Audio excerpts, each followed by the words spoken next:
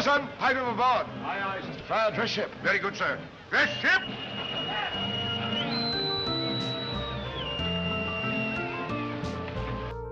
A Brief History of Man's Maritime Mastery. Chapter 20.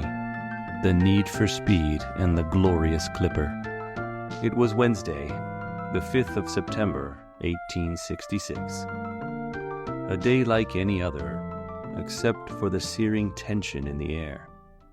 Captain Richard Kay of the clipper ship Ariel closed his logbook with a decisive snap, his eyes narrowing as he glanced out at the distant figure on the starboard quarter. There, cutting a sharp line across the horizon, was the Taiping, a familiar rival. The two clippers had been at each other's heels since dawn, racing neck and neck, 14 knots each, with their royal stunsails and every flying kite set, pushed along by the strong westerly wind. Captain Kay knew the Taiping well. Too well. The two ships had loaded their precious cargo of tea at Foochow, China, on the very same day. They had been side by side in the South China Sea before losing each other in the vastness of the ocean. Yet, by some twist of fate, they had passed through the Sunda Strait just 6 hours apart and rounded the Cape of Good Hope half a day apart.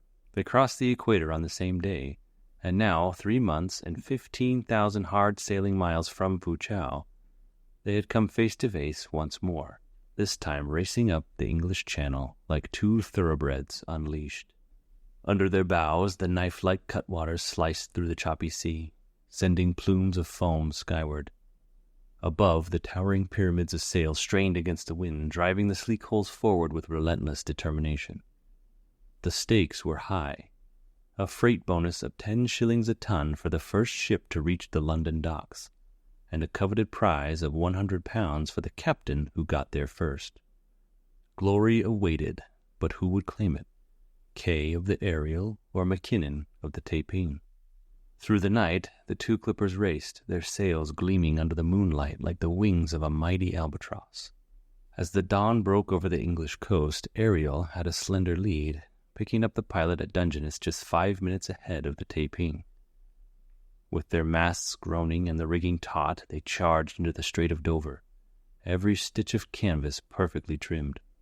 From the cliff tops, spectators gathered in amazement as these two magnificent vessels surged past, overtaking every sailing ship and steamer that crossed their path. On the decks of the steamers, crews turned and cheered, admiring the sheer audacity of these ships that still held the spirit of the sea in their sails. By the time they reached the Thames, the finish line was almost in sight. But it was the Taiping, the slightly smaller of the two with her shallower draft, who gained the crucial edge at the end. She docked first, a mere 20 minutes ahead of the Ariel, both completing the epic voyage in just 99 days. Yet despite the narrow victory, the two Scottish captains, Kay and Mackinnon, shared the prize money, and with smiles hidden beneath their beards, retired to the tavern to unwind and celebrate a race for the ages. This was clipper racing at its finest, a highlight of the 19th century's greatest maritime rivalries. But it wasn't just about the prize money or even the glory. It was about a quest for speed that had begun more than a century earlier across the Atlantic in America. You see, fast ships weren't just for warfare or piracy. They became a necessity for Yankee merchants, whose bold entrepreneurial spirit often put them at odds with the world. In the colonial days, with foreign ports closed to American ships, they had to become smugglers, snatching trade from prohibited markets, and with their speed staying one step ahead of the law. From the American Revolution to the War of 1812, Yankee merchantmen were fair game for enemy warships and privateers. With naval protection in short supply, speed was the best insurance. And so, on the shores of Chesapeake Bay, American shipbuilders crafted a new breed of vessel, sharp-ended with rake masts and a cloud of canvas, rigged with topsails, modeled after the nimble Bermuda sloop. These Baltimore clippers earned fame as privateers and blockade runners, their sleek hulls carving through the waves with unmatched grace and speed. Their reputation spread, and soon shipwrights in the northern states and in Europe started copying their designs. With the return of peace, the demand for these fast ships dwindled. Slower vessels with larger hulls took over many trades. Yet in some corners of the world, speed still mattered. Whether it was transporting fresh fruit from the West Indies, smuggling contraband, or catching lawbreakers for the U.S. Revenue Marine, the early Coast Guard, the spirit of speed and adventure endured. The ship sailed when she was fully loaded and the weather was favorable. Not before. For these square-rigged ships, adhering to a schedule was almost impossible. But on a cold January morning in 1818, something extraordinary happened on the bustling docks of New York City. It was the 5th of January at precisely 10 a.m. when the first advertised sailing of New York's packet service took place. Soon this service would be known by every sailor and merchant in the Atlantic, the Black Ball Line, so named for the bold insignia on its topsail. The fare was $200, wine included, a considerable sum at the time. The ship, the James Monroe, carried a few hardy passengers and a hold full of goods, barreled apples, flour, bales of cotton. Not the most profitable cargo, but a paying one. That morning a bitter snowstorm blanketed the East River Pier, and a handful of skeptical onlookers watched from beneath their hats, wondering if this 118-foot, 424-ton ship could possibly set sail under such conditions. Yet, as the snow fell in swirling gusts, Captain James Watkinson, with a voice like a foghorn, gave the command, "Sheet fore and main topsails, let go aft, haul away forward." The topsails filled with wind, and the James Monroe swung to the end of the pier, pivoting on a spring line. Then, with a sudden snap, she disappeared into the thick white squall of snow. The first Yankee packet was away, and Captain Watkinson drove her across the Atlantic to Liverpool in a record-setting 28-day. Meanwhile, her sister ship, the Courier, was battling fierce westerly gales on her way back from Liverpool, in a 6-week ordeal against the brutal seas. Thus began a service that would become legendary, a service so rooted in maritime tradition that over a century later, the phrase, "Arise and shine for the Black Ball Line," was still known in seaports across the world. Packet fever had taken hold. The Black Ball Line was soon joined by the Red Star Line, the Swallowtail Line, the Halfway Line, the Patriotic Line, and the Dramatic Line, each offering its own promise of speed and reliability across the tempestuous North Atlantic. The ships were not sharp-lined or sleek like the later clippers. They were solid, able, and strong. Speed came not from design, but from daring from the Yankee skippers who flung a challenge that the wild North Atlantic had never known before. To meet their schedules and the rising competition, they made passages on man's terms, day and night, summer and winter, through fair weather and foul. For captains of these vessels, the Atlantic Ocean was a battlefield, a proving ground for their skills and courage. They took pride in their craft. One famous packet skipper commented on the craft, saying it was the noblest work of God. But for the crews, known as packet rats, it was quite a different story. Many were put aboard drunk or drugged by the crimps of New York, or plucked from the Liverpool waterfront, kept in line by brutal mates wielding belaying pins. They sang shanties that echoed their harsh reality. "'Tis larboard and starboard on deck you will sprawl, for kicking Jack William commands the Black Ball." But even the proudest packets were not immune to the relentless advance of technology. In the 1850s, the steamships, faster, more reliable, and able to depart and arrive on schedule, began to take over.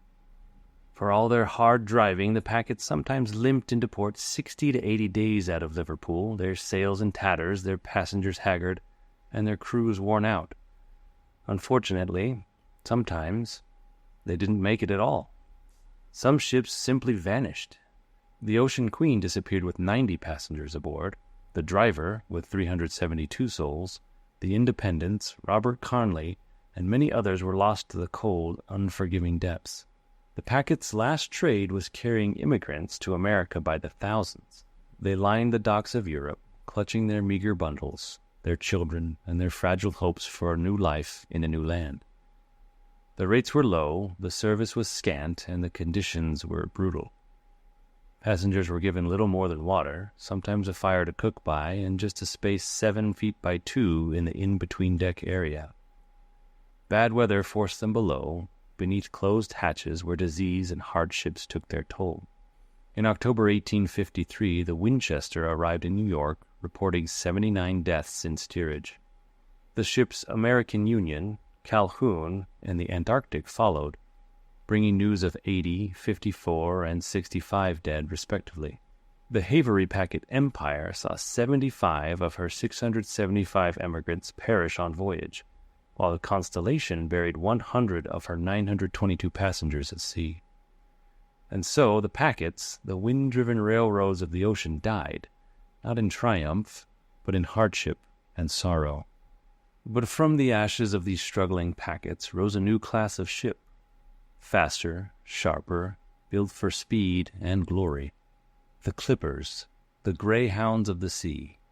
What was a clipper? Why did it bloom so dramatically in the 1840s and then wither in just 2 decades? The answer lies in the spirit of innovation, the daring of those who sailed them, and the ever-changing winds of history. To sailors, 3 things made a ship a clipper. She must be sharp-lined, built for speed, and she must be tall-sparred, carrying the utmost spread of canvas, and she must use that sail day and night in fair weather and foul. But a clipper was not a ship for every trade. She was an uneconomic vessel by most measures, too costly to build, requiring too many hands, and too slim to carry much cargo. She wore out too soon, her life at sea fleeting like the winds that filled her sails. A clipper made sense only when carrying premium cargo over long distances where speed was everything. The China tea trade, or the mad scramble to carry gold-hungry 49ers to California. Some historians call the Ann McKim of Baltimore the first true clipper, built in 1832 on the fast lines of the Baltimore clipper schooner.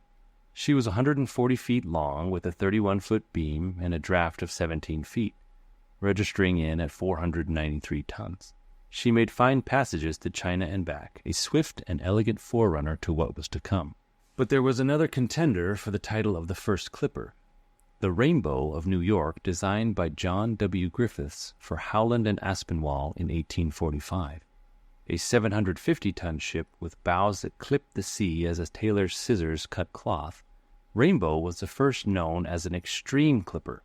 But in truth, there was no single first clipper that burst onto the scene, ready in all her racing glory. The clipper ship was not invented, it evolved.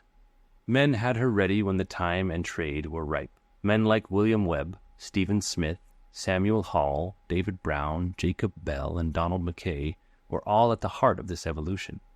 In 1850, Mackay launched his great clipper, the Staghound.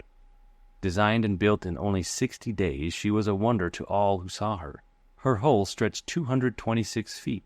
Her mainmast soared 200 feet into the sky, and her spars carried 11,000 yards of canvas. Her bow, thrust sharp and high, arched 5 feet above her stern, and at her prow, a gilded staghound stood as a figurehead, ever leaping forward into the future.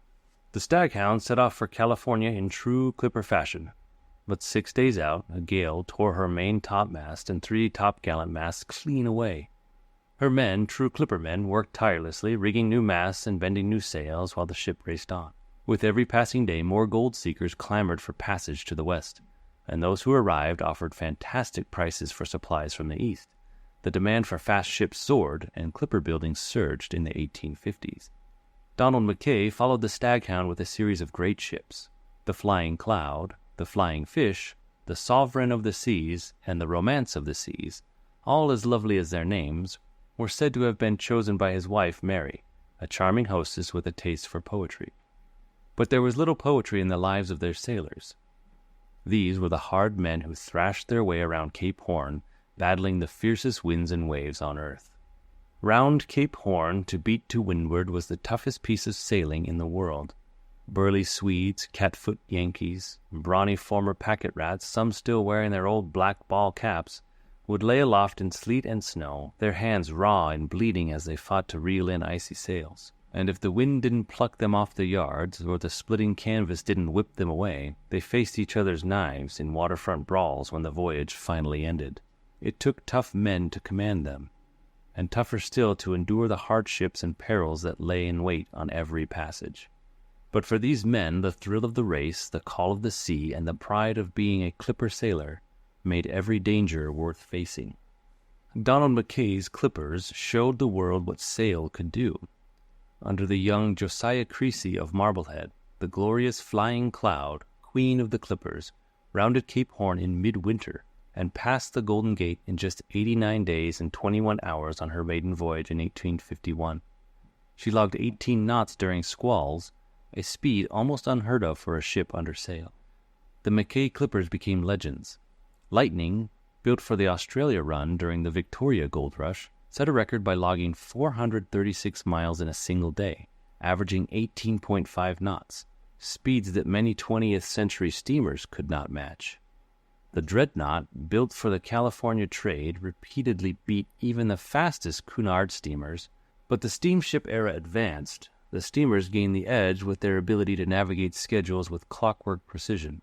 Iron ships with screw propellers, their thin, high funnels belching smoke, began to dominate the seas.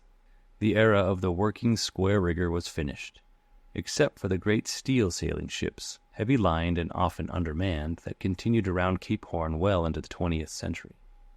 The story of the clippers is one of innovation and ambition, a short-lived but glorious chapter in maritime history. These ships, born of necessity and driven by the pursuit of speed, set records and captured imaginations with their daring voyages.